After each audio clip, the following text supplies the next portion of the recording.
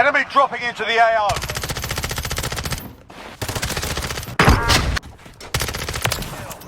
Marking the rest of the squad on your attack map. Get hunting.